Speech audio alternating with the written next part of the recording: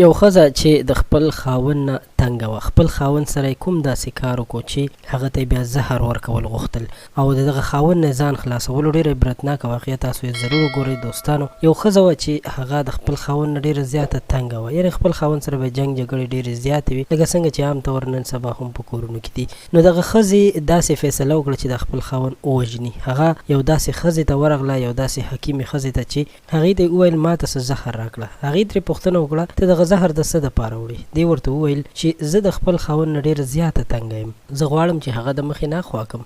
نو هغې ورته وویل چې زه به تا ته داسې دوايي درکړم چې ته به هره ورځ لږه غوندې په تلکاري کې یا هغه ته چې کوم چای پخوي هغې کې به اچوي، نو د هغه وجود به په قلاره قلاره ختمیږي، یعنې څو میاشتې پس به هغه مړ شي. دې ښځې هم دا خبره ومنله، ځکه چې هغه حکیم ورته وویل چې که زه تا ته ډایرکټ داسې زهر درکړم او ته په هغه باندې وخورې نو خلک به در باندې شکي شي، نو د دې دپاره ته په قلاره قلاره دغه زهر ورکوه، د هغه وجود به دننه ختم شي. خو په یاد ولره چې کله هغه ته دا زهر ورکوي نو په دغه دوران کې څو میاشتې چې د هغه ژوند دی هغه سره ښه اخلاق کوه، خوشحاله ژوند ورسره تېروه چې خلک په تا باندې پوه نه شي چې د دې سړي نه خپله ښځه تنګه وه یا د دې ښځې نه د خاوند خفه و. دې ښځې هم ومنله، همدغسې وشو. دغه ښځې به ډېر په خوش اخلاقۍ سره خپل خاوند سره وخت تېرولو او هغه زهر چې کوم و هغه به ورته په چایو کې اچول، ورکول به یې. تقریبا یو میاشت یا یوه نیمه میاشت تېره شوه چې دغه ښځې ته دا احساس وشو چې خاوند خو زما ډېر خیال ساتي، زما ډېر قدر کوي. نو دا واپس هغه حکیمې ته راغله، ورته وویل چې تا ما ته یو میاشت یوه نیمه میاشت مخکې یو قسم زهر راکړي و چې هغه زه هره ورځ خپل خاوند ته په چایو کې اچوم، خو اوس ما ته احساس شوی دی چې زما خاوند زما ډېر زیات قدر کوي،